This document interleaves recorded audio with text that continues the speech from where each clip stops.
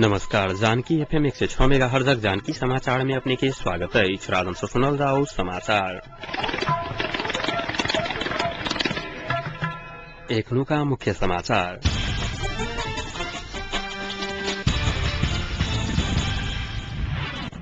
सिराहाक सरकारी कार्यालय समेत सूचना अधिकृतों का जांच शुरू। प्रधान सेनापति राणा कहने ऑस्ट्रेलिया प्रस्थान। बनगस्ती टोली रथर से एक गुटे कार तस्कर के कलक पकड़ाओ। राजनीतिक निकासक लेल भेल वार्ता पुनः अनिश्चित। दू नाल बंदूक सहित कपिल वस्तु से 16 गोटे पुलिसक नियंत्रण में। अब प्रथम Deepak Gupta memorial cricket tournament अंतर्गत आई भेल दूटा खेल संपन्न। आम नागरिक विभिन्न सरकारी कार्यालय में कोनो जानकारी व सूचना लेवा गेला पर सहज तरीका से सूचना नहीं पाउने उपराग बढ़ला बाद सिराहाक विभिन्न सरकारी कार्यालय में सूचना अधिकृत तोका के शुरू भेला अछि। जिला प्रशासन कार्यालय, जिला विकास समिति, जिला प्रहरी कार्यालय सिराहा में सूचना अधिकृत तोकल गेल प्रमुख जिला अधिकारी ध्रुव प्रसाद ढकाल जानकारी देने छलखिन। 1.5 दर्जन से बेसी सरकारी कार्यालय रहल सिराहा नगरपालिका में सूचना अधिकृत तोका अन्य कार्यालय सब सेहो तैयारी कर रहल अछि। सिराहाक संचारकर्मी सुरेंद्र कुमार कामती सरकारी कार्यालय में सूचना अधिकृत तोकल गेल त सहज हाथ बुतौने छलखिन। तहिना राष्ट्रीय समाचार समिति के सिराहा संवाददाता बद्री नारायण यादव किछु समय पहिने जिला प्रशासन कार्यालय सिराहा में सूचना प्राप्त करबा लेल निवेदन दर्ता करने लगले सूचना अधिकृत तोकल गेल बुतौने छलखिन।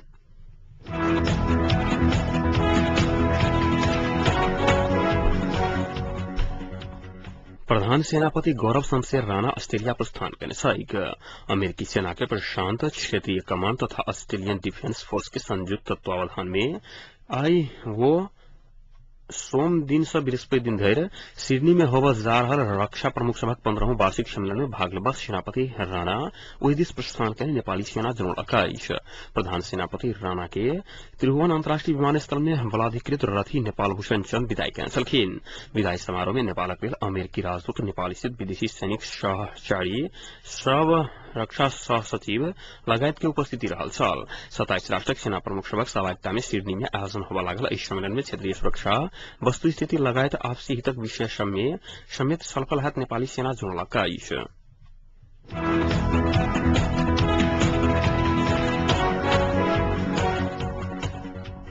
भ्रष्टाचारी सभक मुद्दा के असमंजस में रखने कहत मधेसी जांचकार फोरम नेपाल लोकतांत्रिक उग्र सभक विरुद्ध कार्रवाई के मांग कयलक अछि।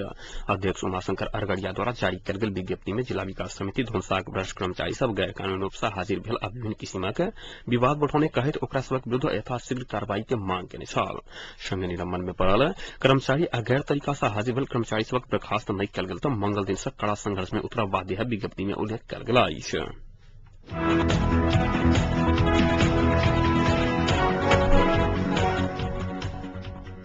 कार तस्करी में संलग्न रहल आरोप में बनगस्ती टोली एक गुत्थे के रथर के चंदीगापुर से पकड़ाव कयलक अछि।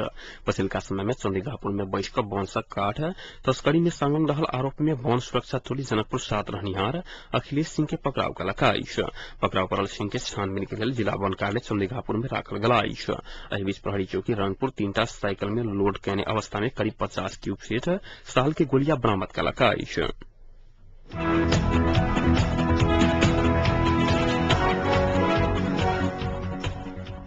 सरकार के नेतृत्व के करत ताहि विषय में 4 दलक शीर्ष नेता सब बीच बात नहीं मिलला के बाद राजनीतिक निकास के लिए शुरू भेल वार्ता पुनः अनिश्चित भेल अछि। राष्ट्रीय समिति के सरकार सहमति के विषय में 3 दिन भीतर सहमति कर राष्ट्रपति दलक नेता सब के सुझाव दिला के बाद काल्हि के बैसारक बाद शीर्ष नेता सब दोसर बैसार के लिए सहमति सेहो नहीं देखौलक अछि। निर्वाचन में जाय के विषय में लगभग सहमत भ चुकल नेता सब अंततः आगामी राष्ट्रीय सरकार के नेतृत्व के करबा विषय में सहमति होबा नहीं सकल अछि। एहिसँ पहिने 2 दिन धरि भेल वार्ता में कांग्रेस आ माओवादी दुनू सरकार के नेतृत्व के दाबी नहीं छोड़ला के बाद सहमति जुटा नहीं सकल छल। 2 दिन भेल वार्ता बारे एक संचार माध्यम के प्रतिक्रिया दैत एमएलए के महासचिव ईश्वर पोखरेल राष्ट्रीय सरकार गठन के लिए माओवादी तैयार नहीं भेलाक कारणे वार्ता बिना निष्कर्ष संपन्न भेल अछि। महासचिव पोखरेल माओवादी महाधिवेशन से पहिने कोनो हालत में सरकार छोड़े के पक्ष में नहीं भेलाक कारणे एखन वार्ता से कोनो सहमति नहीं निकला के बतौने छलखिन। वो माओवादी राष्ट्रीय सरकार बनाबा आ सरकार छोड़ा तैयार नहीं भेलाक बाद आब वार्ता में बैसक के कोनो औचित्य नहीं भेल जिक्र कयने छलखिन। इम्हर लोकतांत्रिक गणतांत्रिक गठबंधनक प्रवक्ता प्रेम बहादुर सिंह राष्ट्रीय सरकार के नेतृत्व के लिए कोनो विकल्प नहीं अयलाक कारणे वार्ता फलदायी नहीं भेल दावी कयने छलखिन।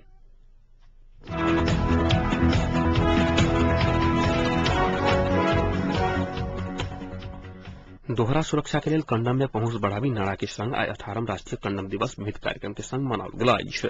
राष्ट्रीय एड्स तथा यौन रोग नियंत्रण केंद्र तथा राष्ट्रीय कंडम दिवस समन्वय समिति के अनुसार इस अवसर में राजधानी लगायत विभिन्न जिला में विभिन्न सरकारी, राष्ट्रीय तथा अंतर्राष्ट्रीय गैर सरकारी संघ संस्था, नागरिक समाज तथा संचार माध्यम के सक्रिय सहभागिता में सड़क नाटक, निःशुल्क कंडम वितरण, स्टॉल से कंडम वितरण जन कार्यक्रम का दिवस मनावल गया।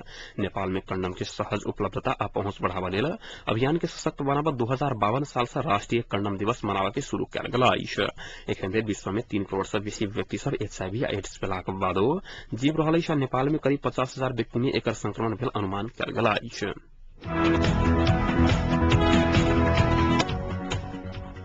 नेकपा एमाले के नेता केपी शर्मा ओली के थप उपचार के लिए आज भारतक राजधानी नया दिल्ली नहीं ल जायल जायत। स्वास्थ्य में किसी सुधार देखल गेला बाद आई उनका भारत नहीं लेल जायत हुनक पारिवारिक स्रोत जनौलक अछि। स्वास्थ्य में किछु सुधार भेला बाद थप उपचार कराबय पड़लाक कारणे दिल्ली के मेदांत अस्पताल में ल जाय के तैयारी भेल छल। स्वास्थ्य में सुधार देखल गेला बाद आइए दिल्ली नहीं जाय के भेला बादो काल्हि ल जा सकबाक एमाले नेता कृष्ण गोपाल शेष जानकारी कयने छलखिन। काल्हि नार्विक अस्पतालक सघन उपचार कक्ष में भर्ना कयल गेल छल। चिकित्सक भारत रावत नेता ओली के फोक्सो में भेल समस्या के कारण निमोनिया देखल गेला, एखन बुखार कम होइत जा रहल जानकारी देने छलखिन। ओली के 4 वर्ष पहिने दिल्ली में मृगौला प्रत्यारोपण कयल गेल छल। ओली के स्वास्थ्य अवस्था के संबंध में जानकारी देबा आइ भोर प्रधानमंत्री डॉक्टर बाबूराम भट्टराय, नेपाली कांग्रेस उपसभापति रामचंद्र पौडेल लगायतक नेता सब नार्विक अस्पताल पहुंचल छल।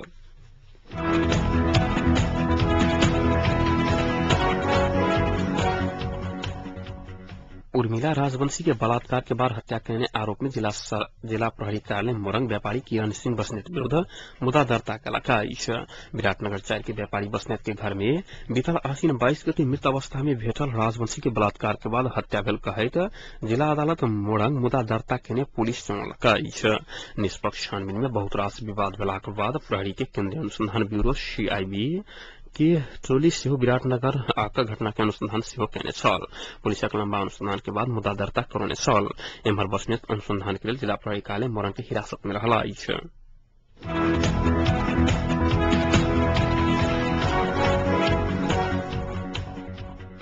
एकीकृत नेकपा माओवादी के नेता कृष्ण बहादुर महरा राष्ट्रपति रामनारायण यादव के अभिव्यक्ति उदेक किसिम के रहल बतौने छलखिन। नेता महरा सरकार पेश करने पूर्ण बजट के स्वीकृति नहीं देवा के कहने राष्ट्रपति यादव अपने सत्ता हाथ में लेवा चाहने आरोप लगाए छलखिन। एकीकृत नेकपा माओवादी के धूलीखेल नगर कमेटी के अधिवेशन के आज सदरमुकाम धूलीखेल में संबोधन करते हुए किछु दल के बात सुनकर राष्ट्रपति बजट रोक कयलक त जनता सहितक सरकार आंदोलन के उतरके चेतावनी देने छलखिन। 1/3 बजट संपन्न होबा लागल आ देश राजनीतिक संग आर्थिक संकट तरफ उन्मुख भ रहल बतबितो राष्ट्रपति के संवैधानिक दायरा भीतर रहिक अपन अधिकार प्रयोग करत सेहो आग्रह कयने छलखिन। कांग्रेस आ एमाले लगायतक विपक्षी दल सब संविधान नहीं बनाबा के सरकार के नेतृत्व सेहो अपने के नहीं देबा के षड्यंत्र बनौना कारणे सहमति बना नहीं सकल नेता महाराज जिक्र कयने छलखिन।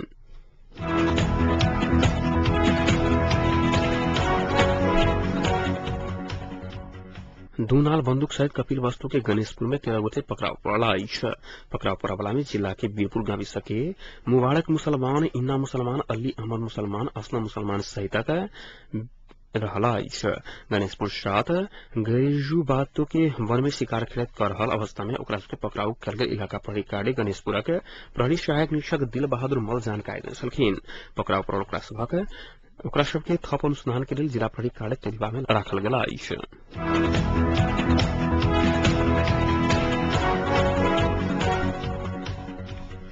सप्तरी में बस के ठक्कर से एगो गोटे के जान गेल अछि। सप्तरी के ठेलिया में ना 4 ख 2881 नंबर के बस से आई भिनसा ठक्कर दिला से स्थानीय इलियास मिया के घटना स्थल में मृत्यु भेल पुलिस जनौलक अछि। मिया के मृत्यु के बाद स्थानीय सब आक्रोशित भेल अछि। एम्हर स्थानीय बासी सब बस चालक के कार्रवाई तथा क्षतिपूर्ति के मांग कर सड़क अवरुद्ध केने अछि।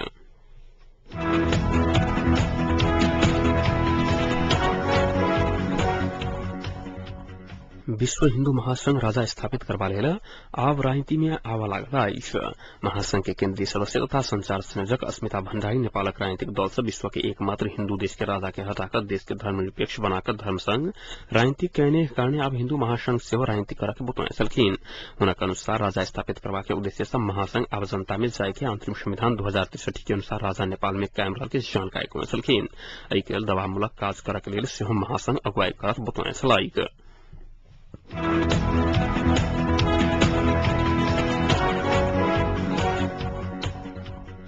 नेपाल में रहल भूटानी शरणार्थी मध्ये 61,184 गोटे अमेरिका में पुनर्स्थापित भलाइछ। आर्थिक वर्ष 2011-12 में अमेरिका में 15,070 भूटानी शरणार्थी के पुनर्स्थापन भलाइछ। अमेरिकी आर्थिक वर्ष अक्टूबर 1 में शुरू भ सितंबर 30 में सम्पन्न हैत। सन 2008 से शुरू भेल 2012 सितंबर 31 धरि अवधि में भेल पुनर्स्थापन में उक्त संख्या के नेपाली भाषी भूटानी अमेरिका पहुंचल छल। सन 2008 से अमेरिका सहित विश्व के दोसर 8 देशों में भूटानी शरणार्थी पुनर्स्थापन भलाइछ।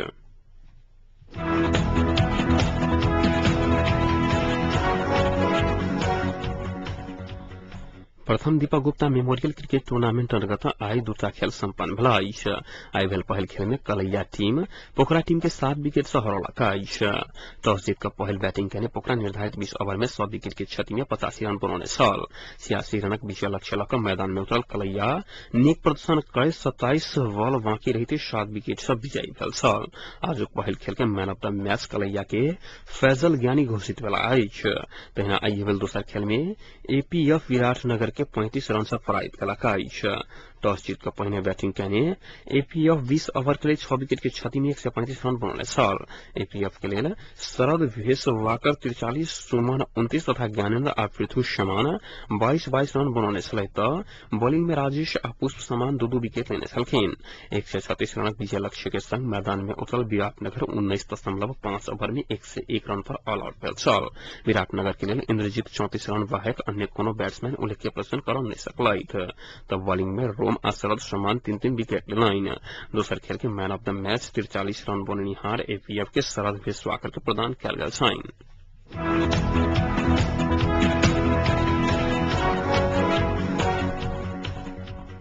अब तापक्रम एखन जनकपुरक तापक्रम 27 डिग्री सेल्सियस रहल अछि।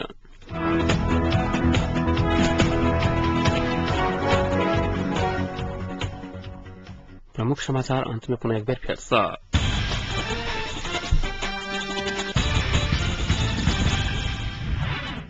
सिराहा सरकारी कार्यालय में सूचना अधिकृत तोका के काज शुरू। प्रधान सेनापति राणा कैलन ऑस्ट्रेलिया प्रस्थान। बनगस्ती टोली रथर से एक गोटे कार तस्कर के कला पकड़ाओ। राजनीतिक निकासक लेल भेल वार्ता पुनः अनिश्चित।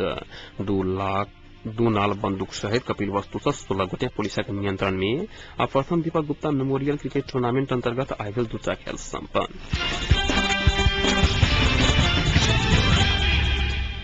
एक संग एक नुका जान के समाचार सम्पन्न होते पुनः 9:55 में जान के समाचार संग उपस्थित रह बेटा करब ताजे के लिए सुने जान के FM 106 मेगाहर्ट्ज। नमस्कार।